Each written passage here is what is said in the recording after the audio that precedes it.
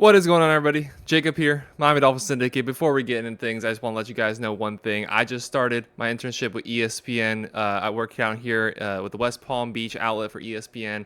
So you might be seeing a little bit less of me, or at times like this where it's an upload a little bit later in the day, as I still want to make Dolphins content and still will be doing this with you guys as well as Donovan. But there will be a little bit of a change of scheduling, as most videos usually come out earlier in the day.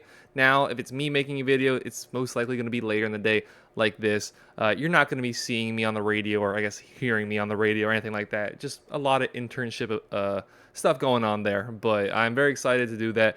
And I still plan on making a lot of content, and just like we have here for you guys today. So the topic that obviously you guys see in the title that we're talking about, it's all about Brandon Staley and the Miami Dolphins. Obviously, the Miami Dolphins are in a really big search for the defensive coordinator. We thought we had, the perfect defensive coordinator with Vic Fangio, and in theory his defense has worked a lot in the NFL, but it just didn't quite seem to mesh with both the players that we have and the personality of this team. And he obviously leaves us after 1 year, goes to the Philadelphia Eagles, and I do wish him success there. And he's a very talented defensive coordinator, a smart guy, but just clearly was not the guy for the Miami Dolphins. And now one of the guys that the Miami Dolphins are considering is bringing in Brandon Staley, previously of the Los Angeles Chargers. And we're going to be covering a bunch of different guys that could potentially fill that role for the Miami Dolphins, assuming that doesn't happen.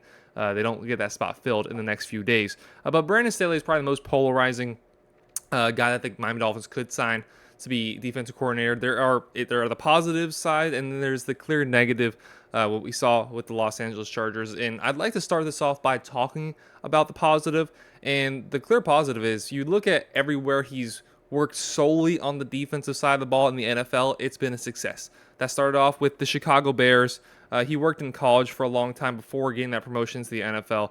Started his career off with Chicago Bears, then moved over to the Denver Broncos, working with Vic Fangio actually for a little bit before getting the defensive coordinator job for the Los Angeles Rams, which they did see the number one ranked defense his last year there in charge as defensive coordinator before getting the head coaching job with the Los Angeles Chargers. That was in the 2020 season, where the Rams had the number one defense in the entire NFL, and he did a pretty good job in that sole defensive coordinator role. The defense looked excellent for the Los Angeles Rams. That was also in that era with the Rams where they were just trading for everybody, including Jalen Ramsey. They still had Aaron Donald there like they do now, and he was more in the prime of his career back then.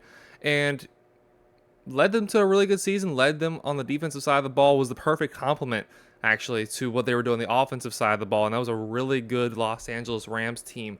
Obviously not the team that win the Super Bowl. I believe the next season actually, next season or season after was when the Los Angeles Rams won. But then he got that promotion to the Los Angeles Chargers, and he makes the playoffs in his second year. The first year they fall just short of making the playoffs. That weird game against the Las Vegas Raiders rather, where if the game ended in a tie, both teams would have made the playoffs. And when it was late into the overtime period, it looked very likely that the game was going to end up in a tie.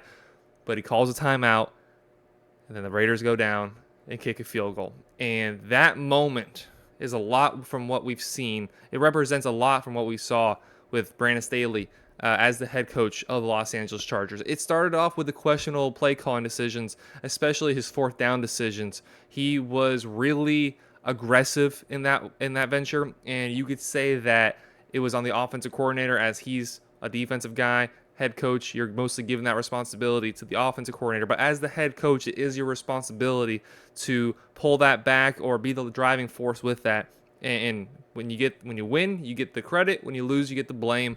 And he was a little overly aggressive when it came to those fourth down decisions, very similar to what we saw from Dan Campbell over the weekend in the NFC Championship game against the 49ers. It cost the Lions the game there.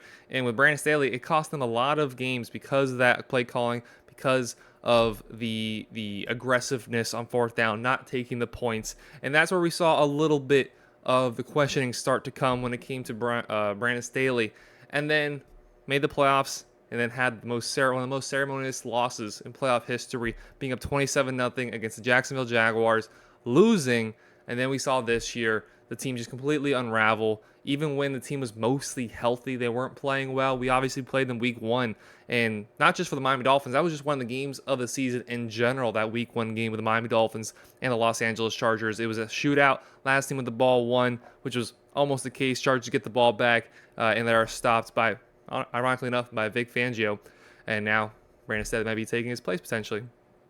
The team, though, from that point on, it was a really bad season. Even when Herbert was healthy, when Eckler was healthy, when Mike Williams was healthy, they were floating around 500, and then the injuries significantly derailed the team. But when you want to look at the negatives when it comes to Brandon Staley, you look at the play calling, you look at the aggressiveness.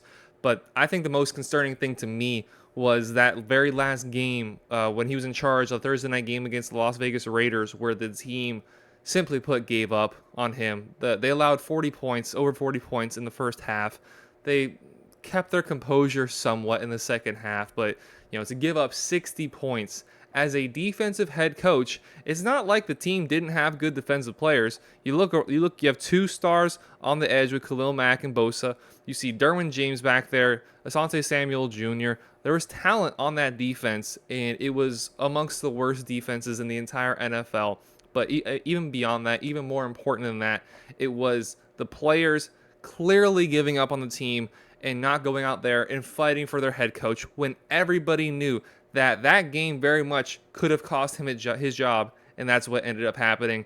They lose as significantly as they did, and then their season was over virtually in his season. His tenure as a Los Angeles Chargers head coach was over at that point.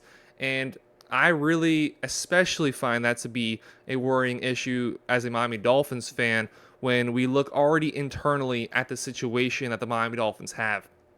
Our issue last year was toughness. And you already have Mike McDaniel. He's a smaller guy. He's a frail guy. You look at him and you see he's clearly not a former player. He's just a smart guy who worked his way up and rightfully has got himself a head coaching job. And I definitely think him staying as head coach is the right decision, even though there are some question marks when it comes to Mike McDaniel. But you already have one guy who's not an imposing figure, who doesn't strike fear into players like a Mike Vrabel would, like a Mike Tomlin would, like Bill Belichick in his own way would. Mike McDaniel is just the cool guy that you want to hang around, that you want to have in your building, and you like and you enjoy. But when you need to go out and play a very physical game, he's not going to be the guy that brings that out of you. And then you have Brandon Staley, who is pretty much the exact same thing, minus the likability. I mean, he couldn't get the will for paint to dry.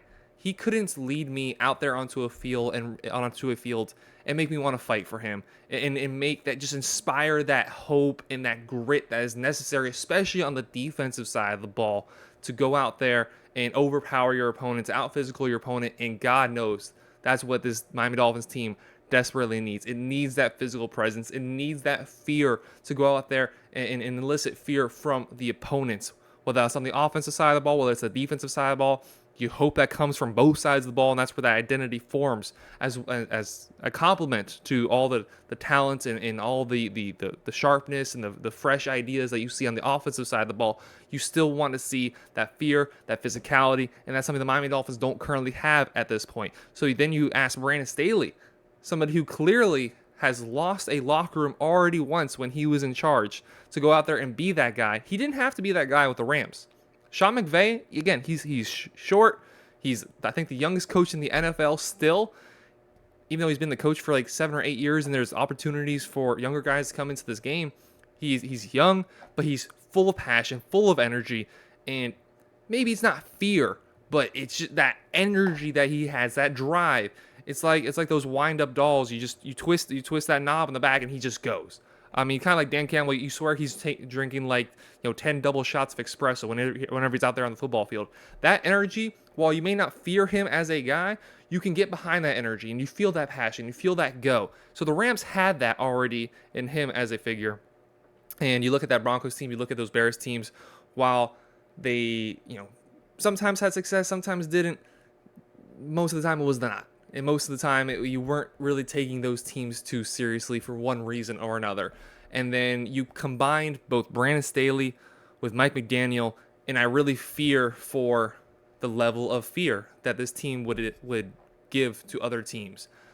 I think I'm just gonna put out here blankly and then make a video about it probably at some point. I think Mike Vrabel, if he's still available by the time the head coaching circuit runs its course, if Mike Vrabel is available, I think he is the literally perfect guy for this defensive coordinator role. We'll get into that more in a further video, but just on the basis of that physicality, that fear, and that former player in him, that he can resonate with his players. He knows how to lead men. He had a lot of success with a team that really did not invest into the offense. They drafted A.J. Brown, they drafted Derrick Henry, and then you bring in Ryan Tannehill, and you threw it all together, and they had a lot of success getting into that AFC Championship game. But again, that's a video for another time. But for now, for Brandon Staley, yes, he appears to be a good X's and O's guy. If you're just looking at it on the surface of what he can do as a coordinator, he proved it by having the best defense in 2020, the number one ranked defense in all the 2020 season with the Los Angeles Rams. But of his recent work in the NFL is all about what have you done for me lately as a head coach. Had the play calling questions. He had the over aggressive, especially on the offensive side of the ball.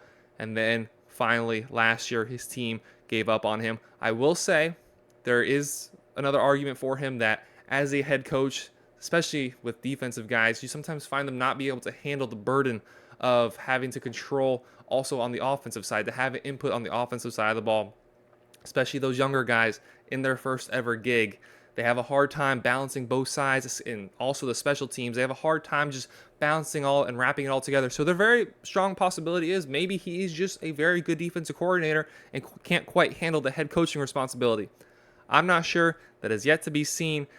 If you would ask me, Jacob, would you want Brandon Staley as the Miami Dolphins defensive coordinator on the basis of him not being the best leader of men when we desperately need that in this locker room? I would say no. I do not want Brandon Staley as the defensive coordinator of the Miami Dolphins in the 2024 season. But let me know down below in the comments. Would you bring in Brandon Staley as the Miami Dolphins defensive coordinator? Do you think positively of him, or do you see him for what he was recently? That was a ill-prepared leader of men and somebody who just didn't get it done when his team desperately needed him to. Let me know down below in the comments. Again, make sure please to hit that subscribe button, hit that like button. We appreciate y'all very much for watching. Have a great rest of your day. Go Dolphins. Take care, everybody.